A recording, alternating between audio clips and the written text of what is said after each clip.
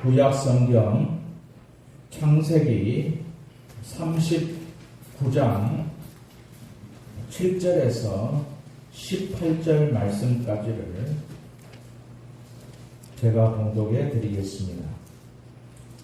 창세기 39장 7절부터 18절까지를 봉독하겠습니다.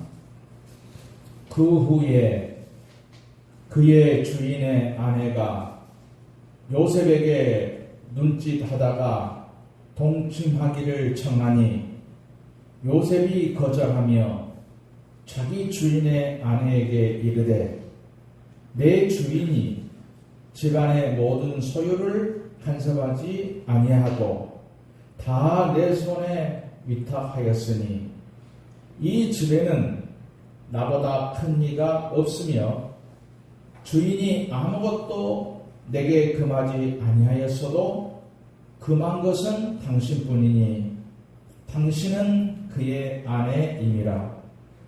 그런즉 내가 어찌 이 큰 악을 행하여 하나님께 죄를 지으리이까.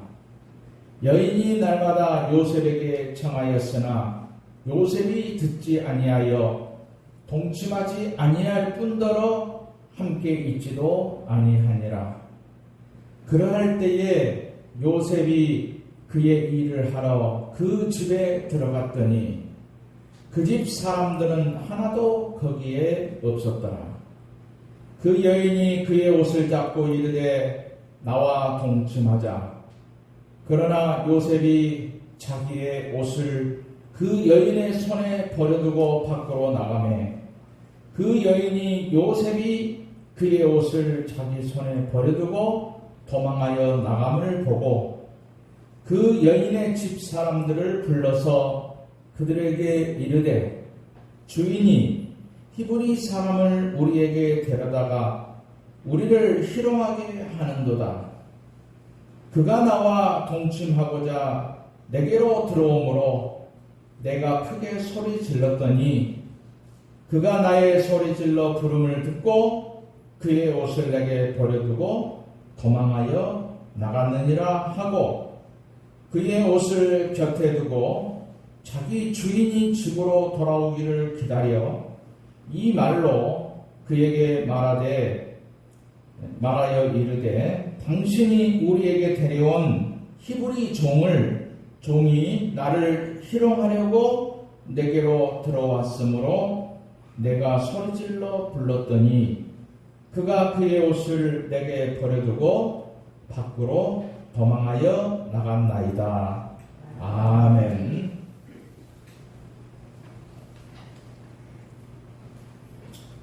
오늘은 요셉의 형통에 관해서 말씀을 드리도록 하겠습니다.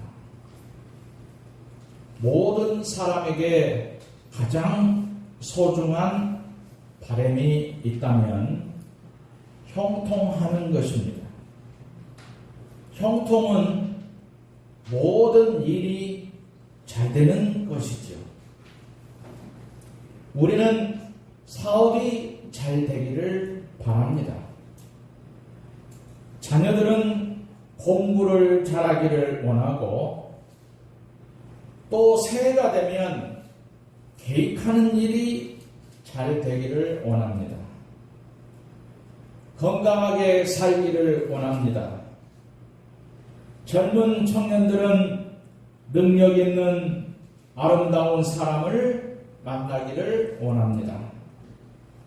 모든 일에 형통하기를 바라는 마음은 사람이라면 누구나 다 같이 원하는 마음일 것입니다. 오늘 성경은 형통하는 사람 요셉에 관한 이야기가 나오고 있습니다. 본문에 보면 요셉을 형통한 자가 되어 그의 범세에 형통하게 하심을 보았더라 라고 말씀합니다. 그리고 하나님께서 요셉과 함께 하신다는 말씀이 7번 나오고 있습니다. 이 말씀을 보면 요셉은 형통하는 사람이었습니다. 하지만 요셉의 현실은 형통하지 않았습니다. 요셉과 하나님께서 함께 하시지만 형통하지 않았습니다. 하나님께서 하시는 때가 언제입니까? 애굽의 노예로 팔려가 종살이 할 때였습니다. 또는 거짓으로 모함을 쓰고 감옥에 갇혀 있을 때에 하나님이 함께 하셨다고 말씀을 하고 있고, 이런 어려울 때에 하나님은 요셉과 함께 하셨다고 하십니다.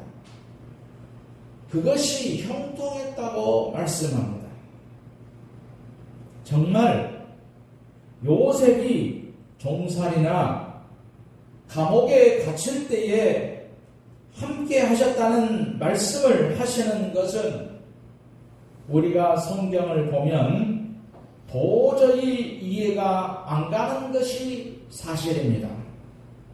더욱 그것을 형통했다고 말씀하시는 것은 이해할 수 없는 일이었습니다. 우리가 성경을 깊이 묵상해 보면 형통은 어느 때나 모든 것이 잘 되는 것만은 아니다라는 것이죠. 고난이 있고 어려움이 있고 수많은 눈물도 있습니다. 그러나 고통 속에 담겨있는 하나님의 기쁜 뜻이 있다는 것입니다. 그리고 오늘보다는 내일이 저 잘되는 길로 내가 지금 인도하심을 받고 있다는 하나님의 뜻을 아는 지혜입니다. 오늘은 고통입니다. 하지만 그 고통을 통해서 미래가 잘되게 하시려는 숨은 뜻이 있다는 것입니다. 그것을 성경은 형통으로 말씀하고 있다는 것을 알아야 됩니다. 우리가 어떻게 형통한 사람이 될 수 있습니까? 우리가 어떻게 자신을 축복하는 사람이 될 수 있겠습니까? 그것은 첫째로 하나님이 언제나 함께 하신다는 것을 알아야 하는 것입니다. 하나님은 언제나 나와 함께 하시는 분입니다. 나는 하나님을 떠나도 하나님은 나를 한 번도 떠나지 아니하십니다. 어렵고 힘들 때도 하나님은 함께 하시는 분이지요. 칠흑같이 어두운 밤하늘에도 별처럼 빛나게 하십니다. 요셉의 아버지가 부인을 4명이나 얻어서 가정이 복잡했습니다. 어머니는 어려서 세상을 떠났습니다. 이복 형들은 그를 죽이려고 했다가 노예로 팔았습니다. 요셉은 정말 불행했습니다. 그러나 요셉은 불행하다고 느끼지 않았습니다. 요셉은 하나님이 함께 하신다는 믿음을 가지고 살았기 때문이죠. 요셉은 절망적이었습니다. 환경도 정말적이고 삶은 더욱더 절망적이었지요. 하지만 그는 함께 하시는 하나님을 언제나 바라보았습니다. 하나님은 그에게 꿈을 주신 분입니다. 그 꿈을 신실하게 이루어 가시는 하나님, 가장 좋은 것을 주시는 하나님을 요셉은 믿었습니다. 그 믿음이 요셉의 미래를 축복했습니다. 형통하는 사람은 어려운 환경에 처해 있어도 하나님이 함께 하심을 믿었습니다. 어떤 어려움에도 하나님의 숨은 섭리가 있다는 것을 믿었지요. 그러므로 하나님의 때를 기다리는 믿음으로 우리 자신의 미래를 축복해야 하는 것입니다. 요셉은 애굽에 팔려가 보디발 장군의 집에서 가정을 돌보는 사람입니다. 형제에게 버림을 받고 돈에 팔려갔고 남의 집에서 머슴살이를 합니다. 자신을 볼 때에 정말 신세가 한탄스러웠습니다. 그러나 중요한 것이 있는데 하나님의 사람 요셉에게 팔려가는 그때도 하나님이 함께 하셨다는 것입니다. 머슴살이 할 때도 함께 하시고 오늘 본문 2절에 여호와께서 요셉과 함께 하심으로 그가 형통한 자가 되어 그 주인 애굽 사람의 집에 있으니 라고 말씀합니다. 우리는 예수 그리스도를 나의 구주로 고백할 때에 하나님이 함께하는 사람이 되었습니다. 하나님이 함께하는 사람에게는 고난이 문제가 아닙니다. 고난 가운데서도 하나님이 나와 함께 하신다는 믿음이 더 중요한 것이지요. 아무리 큰 고난이라도 형통의 길로 인도하시는 출발이 되기 때문입니다. 요셉의 형편은 고통이었습니다. 그러나 하나님이 요셉과 함께 하심으로 그는 형통한 자가 되었습니다. 하나님의 사람은 순간마다 하나님이 나와 함께 하신다는 믿음을 고백할 때에 그 자신을 하나님은 축복하시는 것입니다. 그것이 임마누엘의 믿음입니다. 전에는 하나님이 다른 사람의 하나님이신 줄 알았습니다. 그런데 이제는 나의 하나님이 되십니다. 하나님은 외아들의 생명을 주시면서 나를 죄악에서 구원해 주셨습니다. 그 하나님은 나를 떠나지 아니하시고 세상 끝날까지 지켜주십니다. 그렇게 믿었기 때문에 요셉은 어디서든지 자신의 미래를 축복하고 소망하는 믿음의 사람이 되었습니다. 그래서 자기의 맡은 일을 묵묵히 해나갈 수 있는 힘과 용기가 있었습니다. 하나님이 우리와 함께 하시면 두려울 것이 없습니다. 실패해도 다시 일어날 수 있고 병이 들면 천국에 간다는 믿음으로 이겨나가는 것입니다. 그래서 죽음조차도 두렵지 않습니다. 하나님과 동행은 자신의 미래를 형통하게 하는 사람이 되는 것입니다.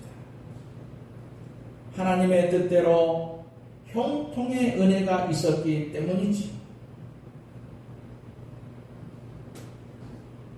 미국에 나이아가라 폭포가 있습니다.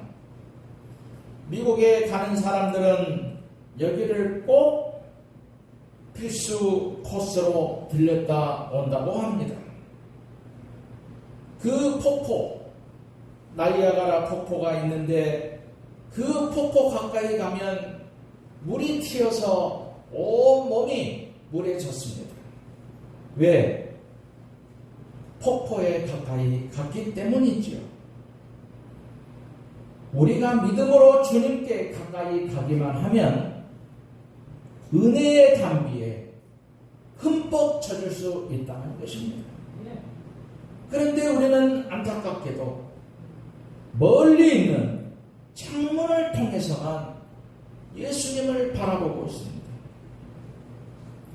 말씀과 믿음과 기도로 가까이 다가간다면 마치 폭포 옆에 가서 온몸이 그 물에 젖듯이 형통의 담비에 흠뻑 젖을 수가 있습니다.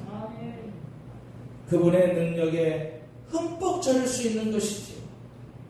하나님의 거룩함에 흠뻑 젖을 수 있습니다. 하나님은 언제나 함께 하시기 때문입니다.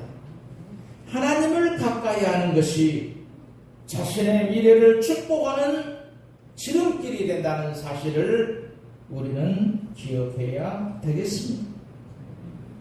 두 번째로 요셉은 살아계신 하나님을 두려워했습니다.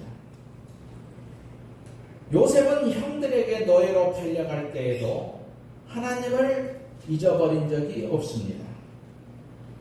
요셉이 성공적인 삶을 살 때도 하나님을 잊은 적이 없습니다.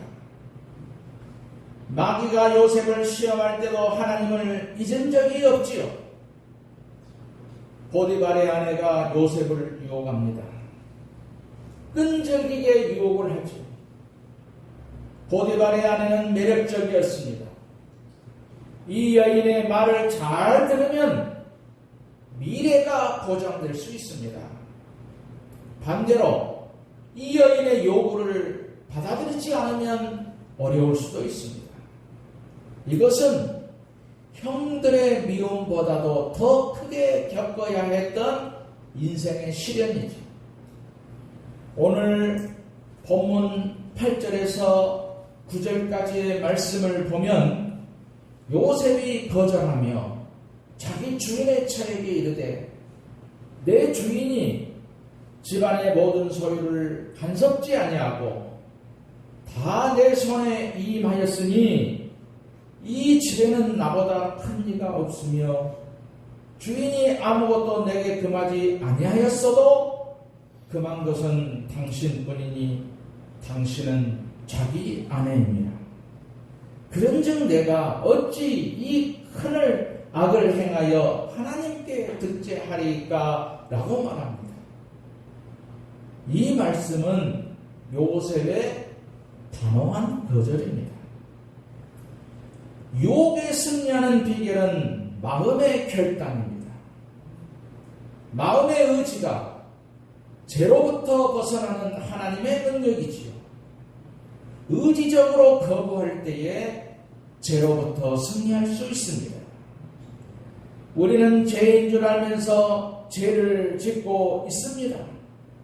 오직 스스로 죄를 거부할 때에 죄로부터 멀어질 수 있는 것입니다.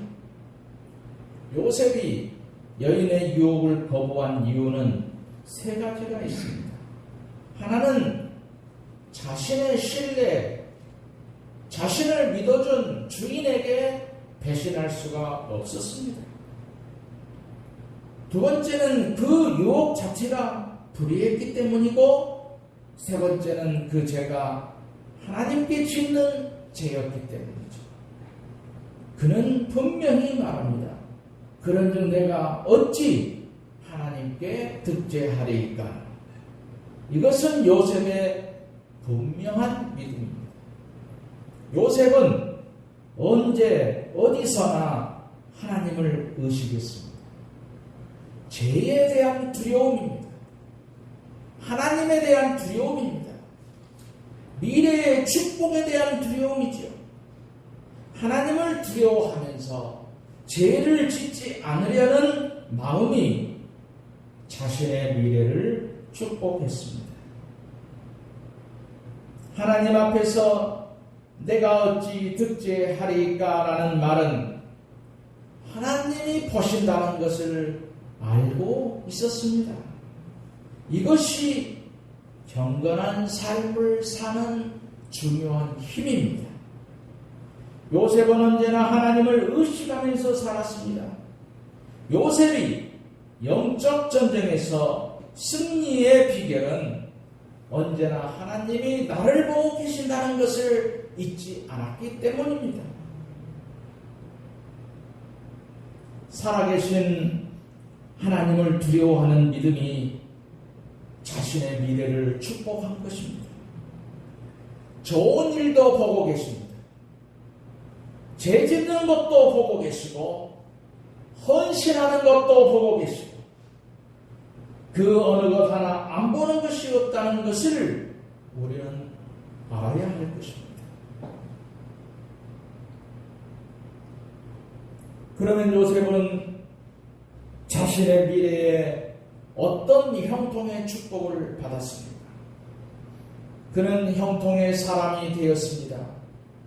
본문 21절에 여호와께서 요셉과 함께 하시고 그에게 인자를 더하시니라 라고 말씀합니다. 비록 감옥에 갔지만 오히려 감옥에 간 것이 형통의 통로가 되었습니다. 또한 요셉은 하나님을 보여주는 삶을 살았지요. 그 주인이 여호와께서 그와 함께 하심을 보며 여호와께서 그의 범사에 형통케 하심을 보았더라 라고 말씀합니다. 요셉의 주인이 요셉의 삶 속에서 하나님을 발견했습니다. 세상 모든 사람은 우리들의 삶 속에서도 하나님을 발견하게 되기를 바라고 있습니다. 신앙은 하나님이 함께 하시는 것이 다른 사람의 눈에 보여야 되는 것입니다. 하나님을 보여드리는 우리 성도들이 되셔야 됩니다. 세 번째로 다른 사람에게 복을 나누어 주었습니다.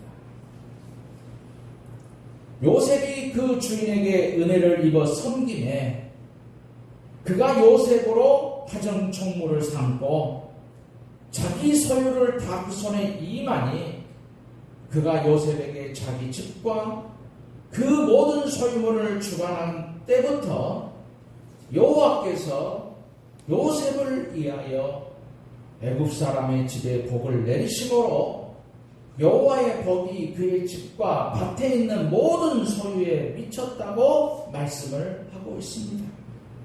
정말로 요셉은 복을 나누어 준 사람이 되었습니다. 그리고 네 번째로 애굽의 국무총리가 되었지. 요셉은 믿음을 지키려다가 억울하게 감옥에 갔습니다.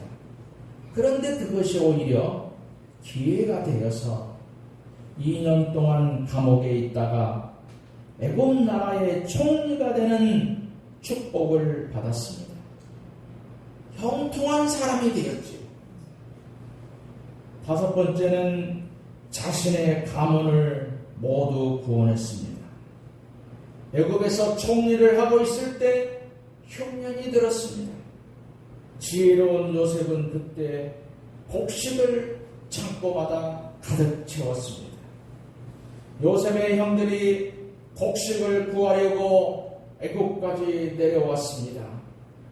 그 지독한 흉년 때에 그의 70명의 모든 가족을 살려내는 축복의 사람이 되었습니다.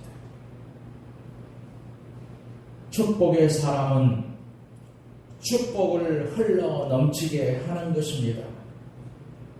우리가 힘들고 어렵지만 믿음으로 살아가고 말씀대로 살아가면 우리는 승리할 수가 있습니다.